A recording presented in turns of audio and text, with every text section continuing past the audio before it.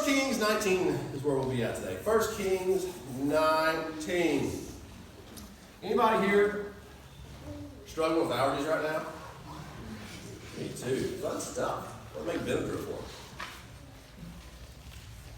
That's okay. So, David and I recently had an addition put onto our home. Anybody ever had an addition put onto their home or built a new house or something and had a big project for the house? Things are just chaotic, right? And if you're like us, just, where do we put this? I don't know, just dump it over here. And it stays there for a few months. After a few months, you sort through it all. Well, the other day, we bought Wyatt a new nightstand. It's a smaller nightstand than what he had before. And I said, hey, bro, before the weekend, I need you to get all of your junk out and off of your old nightstand and put it on in your new nightstand, and I'll pull it out of there. Well, Dad, it's a smaller nightstand. What am I going to do with all this stuff? And I said, son, most of it is absolute junk. Just throw it away. Here's the trash bag. Throw it away. Amen, parents? Yeah. I mean, it's like anytime they go to pass anything in the store or whatever, and they're with grandma and grandpa, can you buy me this 50-cent piece of junk? Yeah, I'll buy it for you. And they play with it half an hour and then it's forgotten about. Anybody have mountains of that stuff? Yeah, me too. Thank you for testimony. Why? You know what I'm talking about. Why? No, it's like, hey, lots of junk. Lots of them. So that's the reality. So I said, son, throw that stuff away. Why are you hoarding all this junk for? You shouldn't be doing that. And then I walked to our bedroom.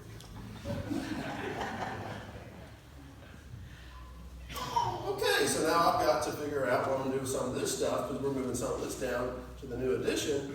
But where are we going to put it all? But it's all important stuff, isn't it? Huh? I found house plans from when I sold manufactured housing like 12 years ago. Why do I need that? Right? I found all kinds of just old newspapers that I thought there was an important article in there. I don't know what important article is in there, and I still have all this junk. Any other hoarders out there or pack rats? Yeah, pack rats.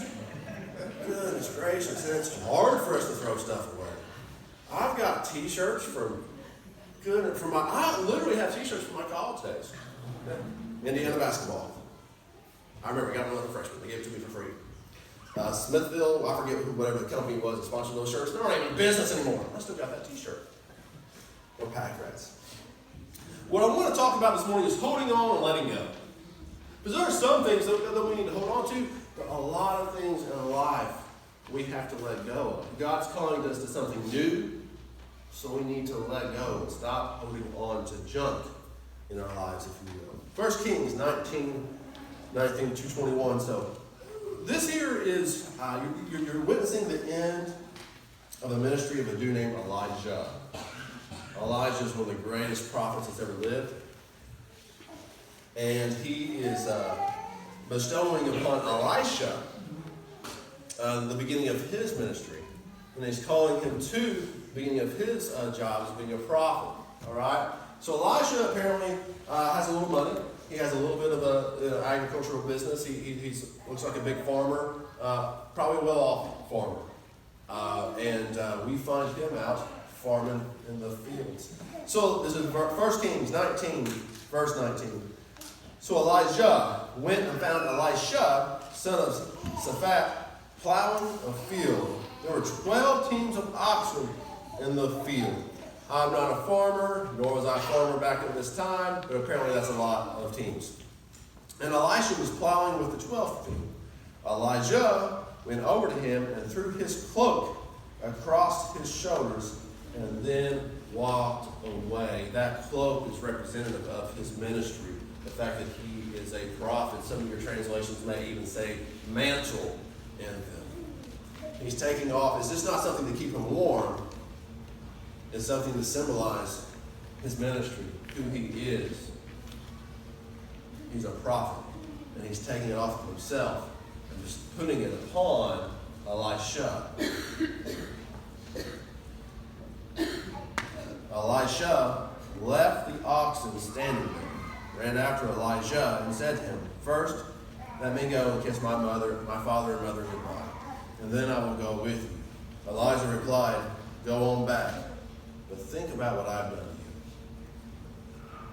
So Elisha returned to his oxen and slaughtered them. He used the wood from the plow to build a fire to roast their flesh. He passed around the meat to the townspeople, and they all ate. Then he went with Elijah as his assistant. How powerful is that? Imagine me, coming up to you with a business deal. Just, hey, I'd like to buy that tractor from you. Hey, I'd like to buy your own car. How many of you would be like, okay, let's do that right now? Boy, a lot, if you're like me, let me think about that. And we don't know what kind of relationship Elisha and Elijah already had going on. We don't know what was working in Elisha's heart. But he said, okay, I'll do it. I accept my call to ministry. I will be a prophet. Now, what I would advise him is this. All right, so here's what you're going to do. We're not sure if this whole prophecy thing is going to work out. It hasn't been really tested, right? We don't know if you're going to be good at it. I know you feel called by God to be a prophet. But why don't you hire a manager to watch your farm and still work these team of oxen? So if this don't work out, if it ever gets hard for you and you want something to fall back on, you can. Hire a manager, keep the oxen, see how this goes. Hold on to it. But what did he do? Now, it's ride or die. I've been called. I'm going to do this. I will see it through. As a matter of fact, I have nothing to come back to. Slaughtered his oxen, used the doggone plows as firewood to cook the meat, and then gave the meat away. He was in 100%. He was not holding on. He didn't say that was a bad time in his life. Heck, he probably still, I enjoyed those days of working the field. I enjoyed getting out there and taking care of my oxen. I enjoyed seeing the harvest, the plants grow up, and then I enjoyed the harvest, and my family had done that. And man, it's something I really enjoyed. He still remembers that. It's a good time in his life. But he also knows he's called to something different now. So he can't hold on to that and to do this. He can't hold on to that and still do this. Sometimes we have to leave good things in our life to pursue good things that God has called us to, right? We have to let go. Why is that so hard for us? Why is it so hard for us to hold on to things? Or to let go of things? Why is it so hard for us to let go of things? We want to hold on, don't we? We want to hold on. And one of the reasons is fear. For fear. What if it don't work out? What if it don't work out? My grandfather, after he passed away, we went into his garage to clean it out. And my grandfather was very poor growing up. It's interesting, as I've talked to people in the county, my wife's family too, talking to Grandpa Flaming, there was a difference between city poor and country poor. My grandpa was city poor. And he remembers a time where he went to bed hungry. He remembered a time when he didn't have much. So he was poor. So when you open up that garage and you're like, why is all this junk here? Even though he had been a Boilermaker and provided for his family and owned his home and was stable financially for the rest of his life, what if I'm poor? What if I'm poor? So all this junk that was here, and I just called up the company we got big dumpsters with. I said, bring a big one, sit on the curb. And we're just like little bitty scraps of 2x4s. Like, who needs to keep that? I remember one time he came out to one of our jobs and saw this mountain, one big mound of scrap wood. I was like, Grandpa is not going to like this when he finds out what I'm going to do with this. He walked by. He said, what are you going to do with that, Josh? We're going to burn it, Grandpa. Oh my gosh, you're going to burn that? Somebody could use that. I said, Grandpa, call them, tell them to come get it. They got until Friday to get it. We're setting it on fire. He held on to stuff because he was afraid the past may haunt him again. That maybe he could be poor again. So sometimes we hold on to things because we're afraid, aren't we? We're afraid we might go back to this. Sometimes we have to, one of the other reasons why we hold on to things is because it's hard for us to acknowledge our own limitations. I believe God's called me to this over here, but I can do this too. I can still do this. I can make time in my schedule. If I start to skip meals, I start to skip sleep, I can do both of them. I know the kids want to be in this other activity, and it might mean we have to quit that activity, but no, we'll do both. I haven't seen my spouse in 2 weeks, but we're doing both, and it's successful. We're all happy, right? Aren't we happy? The kids are happy. We're going crazy. We think we can do both. We have to acknowledge our own limitations. We're not infinite like God is. We can't be in all places at all times. Hey, will you take on this other responsibility at work? Yeah, I feel like I could do a good job at that. And can you do this too still over here? I'm sorry, I thought you wanted me to do this. I do want you to do that and do that too, the boss says. Well, see, boss, it's going to be hard for me to do both of these at the same time. But we don't say that, do we? I'll do it, boss. I'll get it done. I'll get it done. And you're coming in early, losing sleep, you're staying late, there's some time with the kids, but you're getting it done. We're fearful to acknowledge our own limitations. See, Elisha could have said, I'm going to still farm. I'm going to still keep my farm, and I'll do this prophecy thing. I can go back and forth. And maybe if God would have called him to that, hey, I want you to do this part-time. I want you to do that part-time. He could have, but God wasn't calling him to that.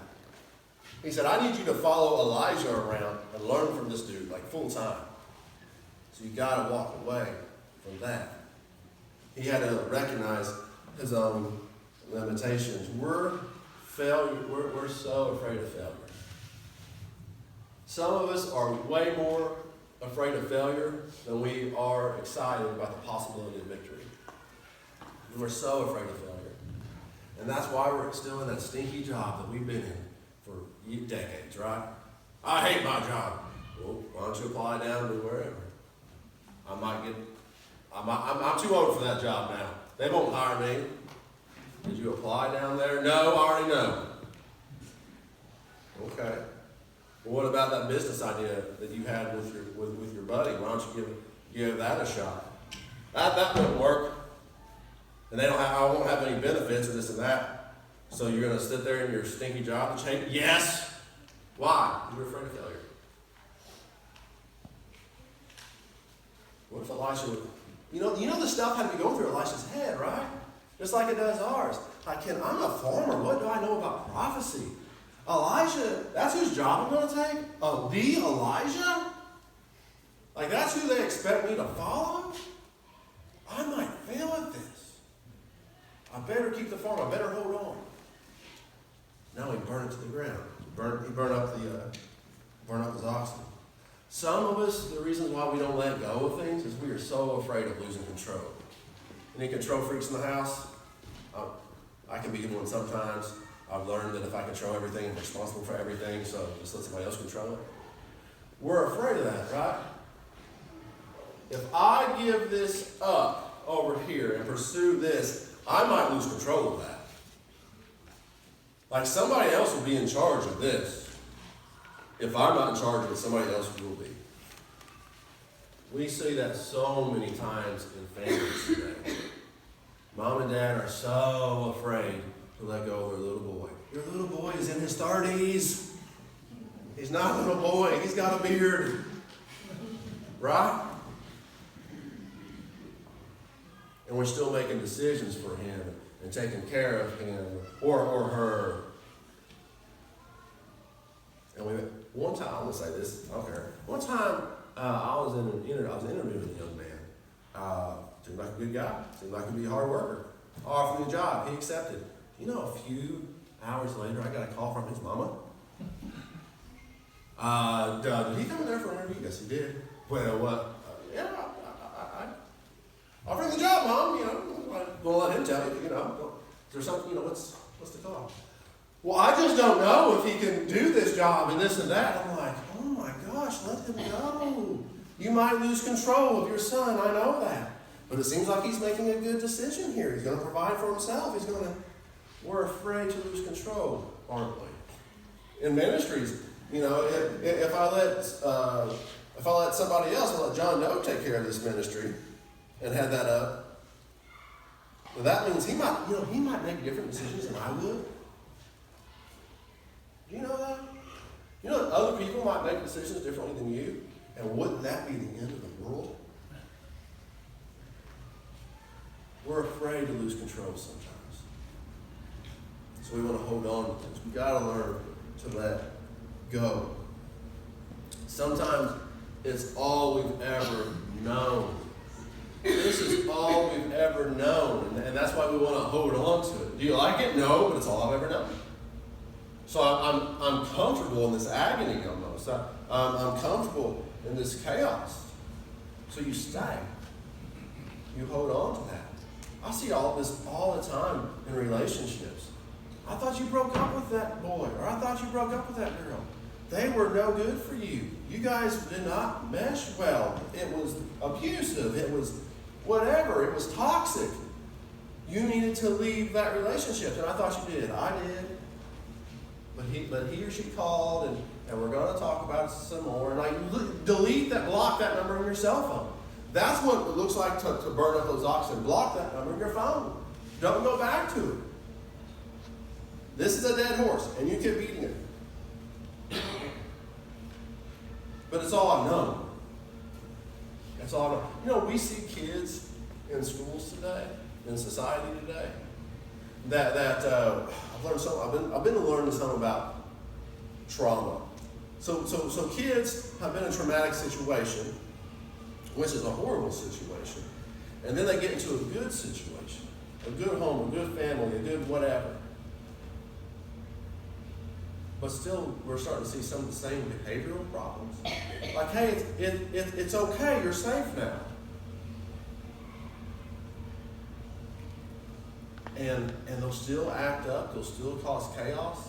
Sometimes they cause chaos in their environment that was peaceful because they've always known chaos. So while it's chaotic and they don't like it, my gosh, that's what they know, so they'll hold on to it. And if this environment's too friendly or warm or friendly, I'm going to make it chaotic. Because that's what I know. That's what I know. Sometimes we're afraid of the unknown. We're afraid of change.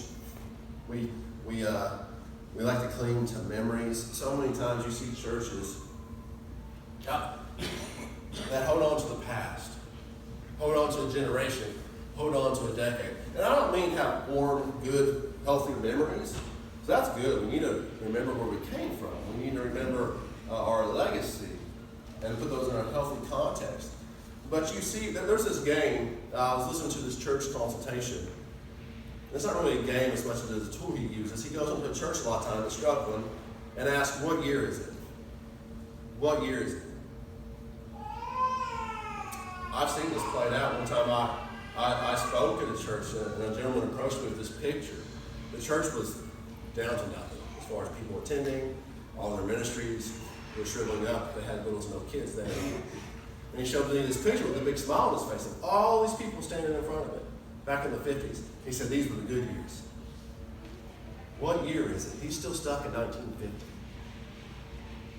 And he's trying to keep everything like it was in 1950.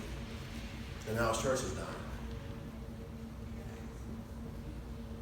You ever go to a new church and you talk, who's your pastor? Well, maybe they've lost their pastor or whatnot, and they're still clinging on to 1982. In 1982, Brother Jim was here, and Brother Jim was so nice, and he was so good, and everything was going well then. And we cling to the past. We cling to it. Just don't have positive memories about it, but we want to go back to 1982. There are still Indiana basketball fans that think it's 1987. And they think Bobby Knight's going to come back and run the motion offense. That's not happening, right? And we laugh about it. There's a lot of truth to that, right? They can't move past 1987. That was the last time we won a national championship. That's a long time ago. Why don't our kids like the Hoosiers as much as we do? They've never seen a championship. That's reality. So for all of us that are still 1987, That's why one of my buddies, his boy was wearing a UK shirt. And I said, what have you done? This is apostasy. I mean, this is horrible. And we had a serious conversation. He said, Josh, the boy's this age. When's the last time we won a national championship? He's never seen it. When's the last time he saw it? It's been a long time, Josh. I'm not going to give him too much trouble. And we laugh about that. But what about our own lives? What do we need to let go of? Things were different back in the 1980s when so-and-so at work was in charge. And these new guys are doing things different. Things were different in the family back in the 1960s whenever John Doe was alive. He wouldn't like what we're doing right now. I don't know what's wrong with all these kids. Things were different then, and we want to go back to them, but we have to realize God is calling us to something new. God is moving us forward. I'm a big fan of memories. At Christmas time, I love the old, tacky Christmas decorations. You know, some of these folks now are doing these all like formal, pretty, sophisticated, modern Christmas decorations. You guys have probably seen them on Pinterest or whatnot. I like the old, remember those old chicken wire, I think they're made out of deer, that we wrapped in lights. Y'all remember those back in the 90s? For me, that was old, because I was a teenager back then. We need more of that in our lives. But I like those memories, is what I'm trying to say. We like those memories. The memories can be good and healthy. We need to put them in our place. We need sometimes let go of things in our lives. Could you imagine Willie McGee calling a timeout today? Say, hey boys, give me a bat, I'm going in. Like, Willie, brother, like you're a great coach and you have a lot of wisdom, but your baseball playing days are over. But I think I can do it again. No, Willie, you've been called to something else, brother. You've been called to be a coach now. Those days are done. What has God called you to in your life? What's He calling you to? What's He thinking about that relationship you're in? What's He thinking about your role at work? What's He calling you to in your own family life? Are big decisions needing to be made in your own family life? What's He calling you to? What ministries is He calling you to? Maybe God's laid something, and maybe it's a formal ministry, maybe it's an informal ministry. Maybe it's just that you need to make more phone calls to such and such and check in on it. But you don't have time to do that because you're so committed to other things. What is God calling you to?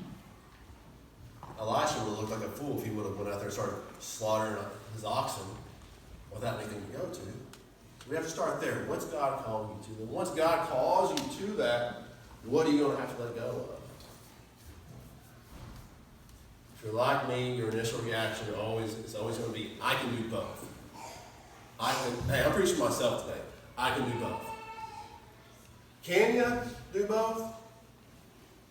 Can you really have a healthy life? Can you really still have a family life? Can you really and get the proper exercise and sleep you need? Can you really? So what are you going to have to let go of?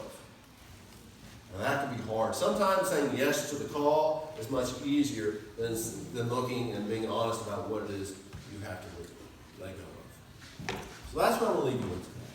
That's the challenge I'm going to leave you with. Yes, I want you to ask yourself, what's God calling you to?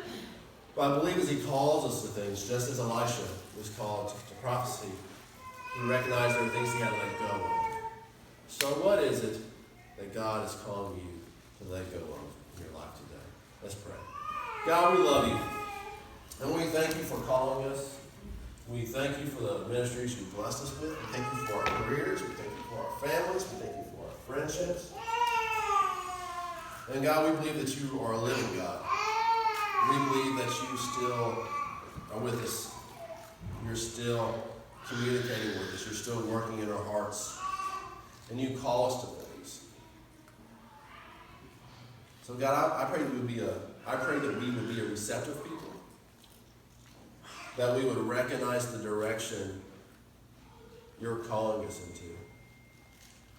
I pray that you would recognize the direction that you're calling our church into, you're calling our ministries into, you're calling our families into, the companies we work for. I pray you would be receptive and understand your calling in our lives. And I pray, Father, also that as we hear those callings, we recognize that many, many times we're also being called to let go of something. And sometimes that can be the hardest part, Father. So show us what it is that we're supposed to let go of. Show us what that looks like. Show us how to put healthy memories in a healthy place in our lives. Help us to see how life goes on and how it's good and how you've called us to something new. God, I pray that we would be the church here in our community that you've called us to be. And I pray that we would continue to grow and reach this community for your kingdom and your glory. It's in the name of Jesus I pray. Amen. Guys, God bless. Have a great Sunday.